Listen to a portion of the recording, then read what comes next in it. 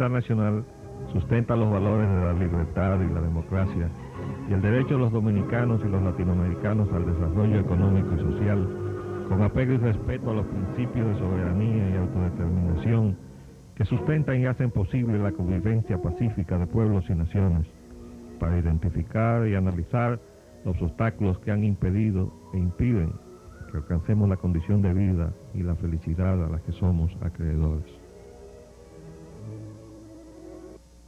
Saludos dominicanos en todo el territorio de la República. Hoy lunes 28 de junio del año 2004 les traemos otra edición de Agenda Nacional que les llega de lunes a viernes de 11 a 11:30 de meridiano por Teleglobo, Canal 19 UHF, Canal 19 de Aster y Canal 46 de Telecable Nacional. Les habla Leopoldo Espella Nanita. Para llevar adelante este programa contamos como siempre con la ayuda y colaboración de nuestro amigo, el licenciado Roger Orlando Piña, después de un paréntesis de unos días de vacaciones que no tomamos. Muy buenas, Roger. Muy buenas, que muy bien nos cayeron. ¿Verdad? Antes de comenzar la agenda, Roger, no sé si estabas escuchando la televisión, sí, pero hay una información de última hora, que es que se ha producido una transferencia sorprendente o sorpresiva, mejor dicho. A todos nos sorprendió. De funciones, llaman de que transferencia de poder, yo prefiero llamarle transferencia de funciones, y voy a explicar por qué. Se ha producido, estaba programado una transferencia de poder para el día 30 de junio, entonces adelantándose a la fecha, se ha producido un acto donde se ha hecho de una manera formal el traspaso de funciones del administrador designado por el gobierno de Estados Unidos en su ocupación de Irak, el señor Bremer, Paul Bremer, y tomaron posesión en ese acto, o por lo menos asumieron sus funciones, el presidente de Irak y el primer ministro. Debo decir que el primer ministro estaba ataviado con atavíos occidentales, ¿verdad? Mientras el presidente estaba con sus atavíos tradicionales musulmanes o árabes, ¿verdad? Eso significa algo, eso es un mensaje. Sí. Pero bueno, nosotros insistimos que no es una transferencia de poder, sino una transferencia de funciones, porque quedan muchas cosas en el aire. Por lo menos hay un titular en el periódico hoy que dice que Colin Powell está planteando que Estados Unidos retenga la custodia de Saddam Hussein. Mientras el propio gobierno, si se le puede llamar así, transitorio, está planteando que es de su jurisdicción el que Hussein esté. Pero claro, entonces, ¿han transferido o no han transferido el poder? Lo otro es que no hay jurisdicción sobre los 135.000 efectivos militares que tienen los Estados Unidos ahí. ¿Cuál es el poder que tiene esa entidad? No hay soberanía si no puede controlar un ejército de ocupación que tiene en su propio territorio. Y la última pregunta que uno se hace, ¿quién controla el petróleo de Irak? Por ahí hay un pequeño acerto de unas declaraciones que dio precisamente el señor Powell, en donde decía que a Estados Unidos no le interesa siquiera tener control desde lejos de lo que es Irak. Y yo me pregunto, y entonces, ¿para qué fue todo lo que se ha hecho, no? Y todo este aparataje y todo esto. Y ese problema para Estados Unidos, que es tener preso a Saddam Hussein, sí, o lo que es peor, que es llevarlo a un tribunal y que hable. Yo no sé cómo lo van a manejar, yo no sé, pero ahora le están reclamando al gobierno de Estados Unidos que tiene que atenerse al Estado de Derecho internacional, y se lo están aplicando incluso con los presos de Guantánamo, que estaban tirados allí, abandonados de todas partes del mundo, nadie quería mirar para allá. Otra cosa es que ¿cuál es la ley que va a prevalecer ahora en Irak? Bueno, ahí porque había un debate con relación al castigo a los delincuentes, y decía uno de los funcionarios encargados del orden público en Irak que la ley del Islam tenía sus propias penalidades, que son muy drásticas, por cierto. Su código muy particular. No, y las penalidades son muy drásticas, severas. Muy severas. También noté en el discurso del primer ministro que le agradeció a todo el que supuestamente había ayudado o coadyuvado a la crisis de Irak. No sé en qué forma él entendía que se ayudaba o no se ayudaba, pero lo cierto es que dejó fuera a Arabia Saudita. Sí, eso usted lo señala muy bien, lo apunta.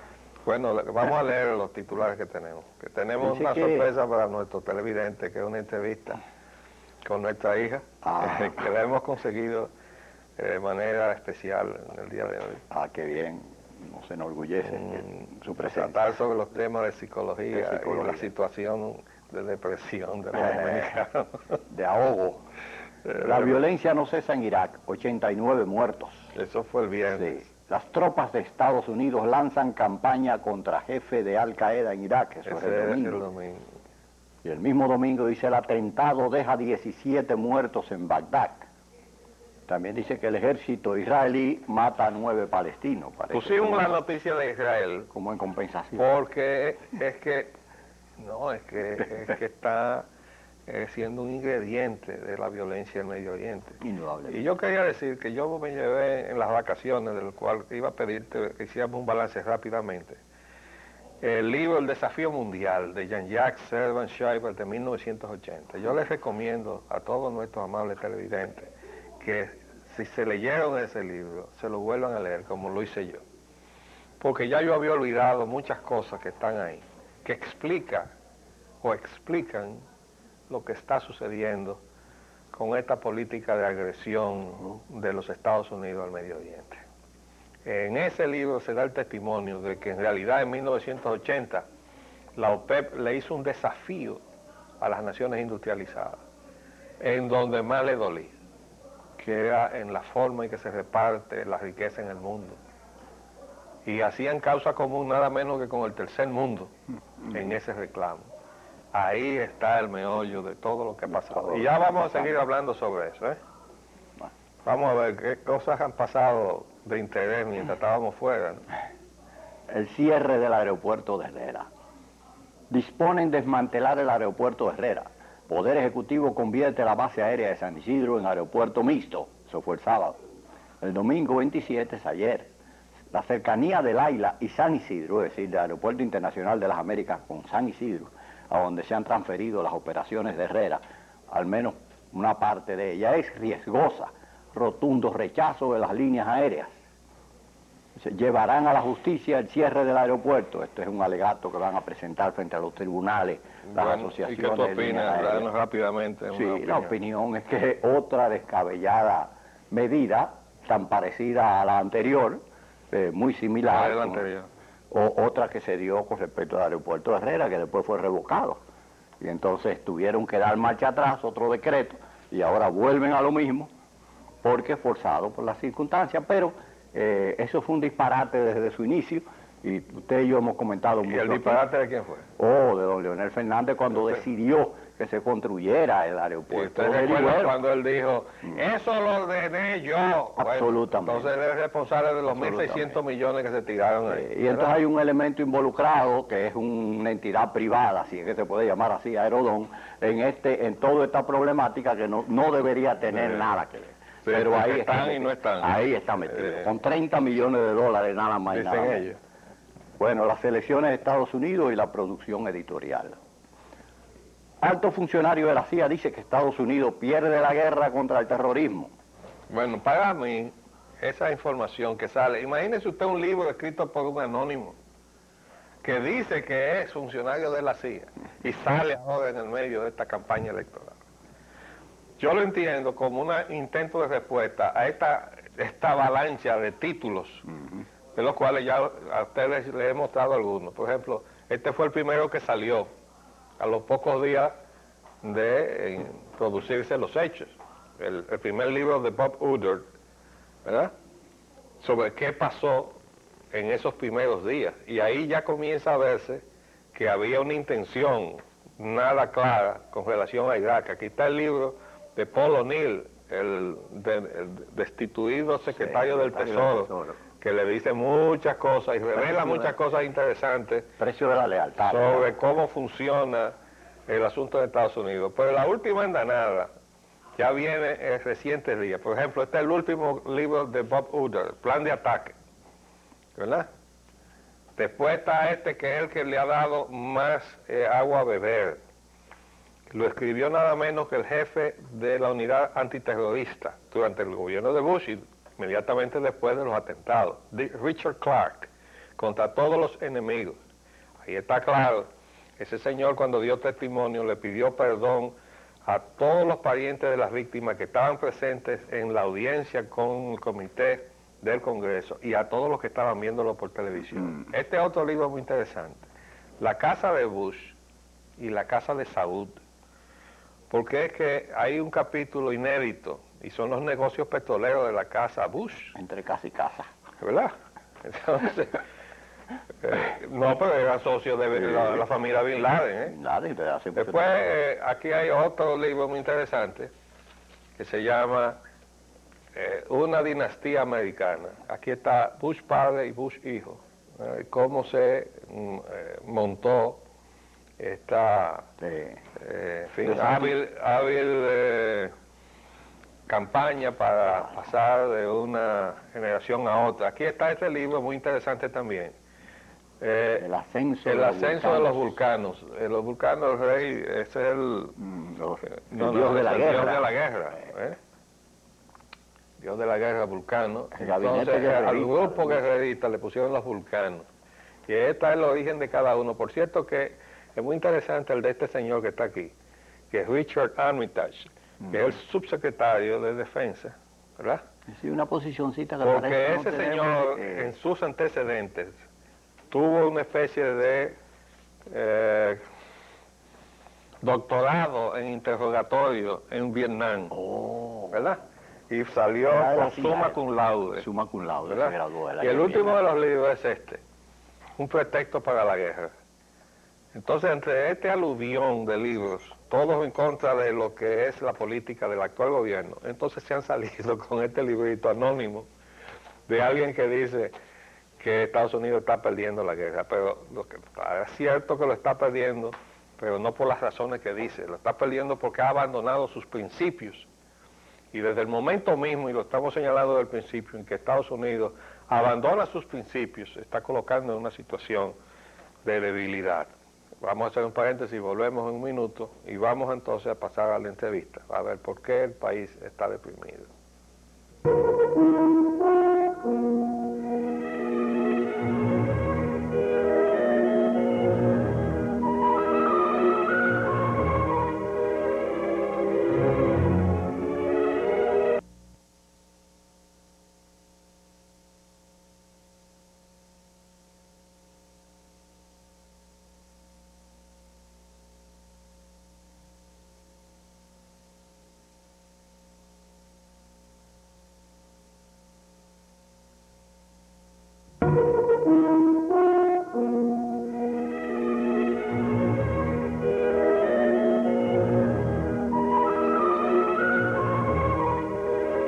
Pues bien, aunque yo la presenté como mi hija, que lo es, ella es la licenciada Vanessa Espaillat de Álvarez. Ella es psicóloga, analista, ¿cómo es que? Clínica, ¿no es? Sí. Bregan con los desórdenes de la cabeza y, y del entorno que los crea también, ¿no? O por lo menos que condiciona el comportamiento de la mente humana. Y hay un reportaje que sale en la prensa de hoy donde está la fotografía de una joven deprimida, pero en una forma tal que realmente impresiona. Entonces, a mí me surgió la idea de que tú nos dieras un poco de opinión profesional del estado de ánimo en que está la población en todas las circunstancias en que estamos atravesando. ¿Cómo tú ves la situación de los dominicanos hoy? Bueno, los dominicanos ahora mismo, muchos han perdido la fe y la esperanza en el mañana. Y precisamente ese es un síntoma de depresión, porque una persona que no está deprimida tiene proyectos de futuro, cree en el mañana, cree en sí mismo, se siente con habilidades para enfrentar la vida, mientras que una persona deprimida perdió la fe en el futuro, perdió la fe en sus líderes, De alguna forma, todas estas situaciones que han golpeado la crisis social, la crisis económica, le ha hecho perder la esperanza de tener un mejor mañana, y todo eso deprime. Y las familias deprimidas generalmente es un caldo de cultivo para la violencia intrafamiliar, para muchísimos fenómenos que ahora mismo están afectando la vida del dominicano. Es decir, los estados emocionales que se generan de tristeza, de dolor, de infelicidad, por todas estas inseguridades y por toda, vamos a decir, el abandono que ha habido por parte de las autoridades de lo que debía ser lo más importante, que es cuidar su población y, vamos a decir, de alguna manera darle la posibilidad de una vida mejor a los dominicanos, pues genera toda esta incertidumbre e inseguridad que afecta a toda la familia. Déjame leerte algunos de los subtítulos de este interesante artículo. Muéstrame ahí esa fotografía. Felicitar al periódico El Caribe por ocuparse del tema, ¿verdad? Dicen ellos, la depresión, un sentimiento que se convierte en problema. Deprimirse es muy fácil, pero salir de la depresión es un asunto bastante complicado. Los especialistas definen la depresión como la forma más común de sufrimiento mental que es capaz de causar serios problemas en la vida cotidiana. Dice aquí, según investigaciones, la mayoría de los deprimidos terminan suicidándose, en algunas ocasiones manifiesta ese deseo a un amigo o familiar muy cercano. ¿Tú crees que la situación llega al punto que la gente termine suicidándose? Todo depende de las, vamos a decir, de la personalidad de la persona que está sufriendo la depresión. Hay personas que tienen más recursos para salir, porque indiscutiblemente situaciones de crisis como esta, una devaluación, la pérdida de la capacidad de vida del dominicano. O sea, la pérdida del empleo, por ejemplo. También, todo eso son factores desencadenantes que generan situaciones de duelos normales en la familia. Ahora, ¿cómo vamos a manejar esos duelos normales ante tantas pérdidas, tanta descomposición social y moral que hay? Todo va a depender de la personalidad de cada individuo. Hay personas que, por ejemplo, no los ayuda porque tienen situaciones orgánicas que los deprimen más. Hay otras personas que tienen menos habilidades para salir de momentos de dolor y se vuelven muy pesimistas y ven todo negativo y no pueden, vamos a decir, vislumbrar un futuro mejor. Entonces, dependiendo de las habilidades que se tengan, pues entonces se va a necesitar ir a buscar ayuda donde un profesional de la salud mental, ya sea psiquiatra o psicólogo, que apoye y ayude a esa persona a buscar recursos interiores para que pueda tener la posibilidad de encontrar un proyecto de vida, que si ya no puede ser porque creamos en autoridades, en políticos y en nada de eso, que sea porque creamos en nosotros mismos, en la capacidad de agruparnos y de crear comités de trabajo en nuestros barrios y vecindades y empezar a luchar por nuestros derechos. Está hablando de solidaridad. Completamente.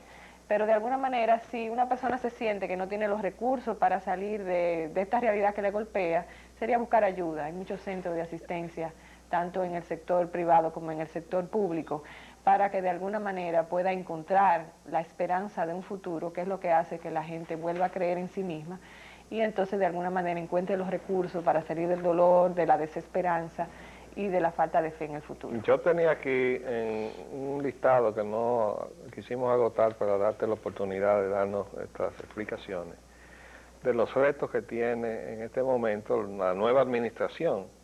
Dice aquí uno de los titulares de hoy, se registra profundo deterioro de salarios. Tienen ahora la mitad de la capacidad de compra de hace 2 años. Estamos hablando del que no ha perdido su empleo, pero ha perdido la mitad de su capacidad de compra de hace 2 años. Imagínese usted la situación de quien ha perdido el empleo. Claro. Y hay muchos dominicanos que perdieron sus empleos, muchísimo con todas estas crisis bancarias y todas las crisis, las pequeñas empresas quebrando por la situación de la luz. Eso es otra situación que genera también mucho descontento, porque usted no tiene derecho ni siquiera a ir a su casa a dormir tranquilo.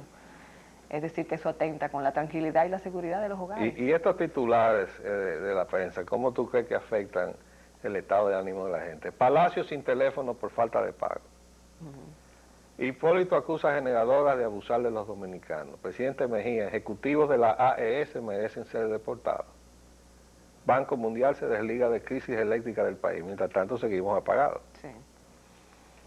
Entonces, dice el amigo José Luis Moreno, director del Instituto de Energía de la UAS, la única unidad que yo veo que está defendiendo a los dominicanos en todo este lío. Dice, el sector eléctrico está peor que antes de capitalización. Eso se refiere a la parte de cobro, es decir, la eficiencia de cobro que tenía la CDE, con todos los problemas que tenía, era mayor que hoy, después de haber pasado por manos del sector privado.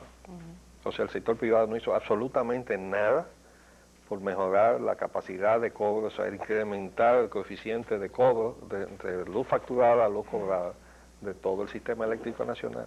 Bueno, Y el indiscutiblemente, país apagado. claro, las autoridades han fallado, el pueblo no puede contar con las autoridades, eso es una crisis para todos, genera descontento, genera duelos, genera incertidumbre, todo eso fomenta la depresión, como ya hemos dicho. Y otra Es pregunta. como si no hubiera gobierno, en otras palabras. Y cuando tú sales a la calle a guiar en automóvil, ¿tú no crees tú que esa fuente también De estrés. de estrés?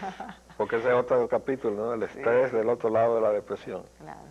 Ahora, de alguna forma, salir de todo este proceso implica tomar conciencia de que nuestra vida está en nuestras manos, de que podemos buscar ayuda y que si no podemos contar con quien debemos contar, tenemos que contar con nosotros mismos y con todas las instituciones con las cuales nosotros podamos formar parte para de alguna manera y de una manera activa empezar a hacer democracia de abajo hacia arriba, porque de arriba hacia abajo nos fallaron. No, de arriba hacia abajo no se hace democracia, se hace dictadura. Exacto. Pero de alguna forma las personas que están en posición de autoridad, en posición de liderazgo, no han hecho lo que tenían que hacer, trabajar por su pueblo. Quiere decir que si nos vamos en una depresión, lo que vamos a dejar es que los delincuentes nos sigan gobernando. Entonces las personas deprimidas tenemos que salir de la depresión, unirnos y de alguna manera hacer sentir con un proyecto ciudadano nuestra voz. Tus expresiones creo que están ligadas a al grado de confianza en el funcionamiento de la democracia. Es decir, hasta dónde el pueblo dominicano se está deprimiendo viendo fallar la democracia. Es decir, que vamos cada 4 años a unas elecciones y las elecciones no nos producen un resultado, sino que nos ponemos peor y la gente comienza a perder eso que tú señalabas, la esperanza. De alguna manera por eso la gente se va en viajes ilegales, que han aumentado muchísimo en los últimos tiempos, y hay una fuga de cerebro, nuestros mejores profesionales se van, porque tampoco tienen esperanza en nuestro país. Entonces, realmente es una situación calamitosa. Bueno, ese es el más alto de los costos que tiene que, o ha tenido que pagar el mundo en desarrollo, que es perder su capacidad de pensar en términos de sus profesionales, sus intelectuales, que tienen la posibilidad de irse en un avión. Eso no se va en una yola. No se van en yola. Pero la gente desesperada se va en yola. Y yo creo que el problema de ese tránsito por la ruta de la desesperación, como yo le llamo, es que le convierte en personas dispuestas a cualquier cosa. Y cuando logran sobrevivir, entonces lo que nos regresa de allá es un señor que si no es delincuente está a un paso de serlo. Sí. Porque ya ha transitado todos los riesgos de la vida para sobrevivir. Entonces de ahí en adelante ya no va a distinguir entre lo que puede hacer, lo que quiere hacer o considera que le conviene hacer, de acuerdo a sus intereses, en función de lo que son los intereses del resto de la sociedad. Y también hay dominicanos que van y trabajan de manera muy honesta y son héroes, porque son los que mandan los dólares que mantienen nuestro país. Deberíamos hacerle un monumento al dominicano ausente. Pero lamentablemente no todos van a trabajar de manera honrada. Sobre todo vamos a hacerle un monumento a los dominicanos honestos. A los dominicanos honestos. Que se están ganando. Claro, la vida honestamente, con el sudor de su frente y nos ayudan a mantener nuestra economía. Lamentablemente no todos son así, también hay otros que van y realmente se van por el camino fácil, en la búsqueda de una mejoría de manera inadecuada. Y ese dinero tiene una ruta de regreso bastante fluida, ¿verdad? Hasta el punto de que no se contabiliza. Uno puede encontrar estadísticas de ese fenómeno casi taumatúrgico, que representa el florecimiento de estos edificios por donde quiera, ¿verdad? Sin que tenga un solo letrerito que diga financiado por el banco tal o el banco más cual. Aunque uno tenía que recordar aquí al entonces presidente Leonel Fernández y próximo presidente que dijo que había que pensar como rico y que él soñaba que Santo Domingo se convirtiera en una pequeña Nueva York. Yo creo que se le está dando el sueño, pero me temo mucho que se está haciendo con el ingrediente más peligroso de Nueva York. Es una apreciación que uno lanza porque todavía no hemos tenido el privilegio de ver el milagro de los panes, aunque creemos en el milagro de los panes. Yo creo que se nos acabó el tiempo por el día de hoy. Gracias, mija, por venir a ayudarnos a entender un poco la situación de estrés en que estamos viviendo los dominicanos. Volveremos en el día de mañana, si Dios así lo permite. Les hablamos entonces Leopoldo Payalanita y mi colaborador, el licenciado Roger Ogando, que ha cedido su espacio para esta entrevista. Hasta mañana, si Dios quiere.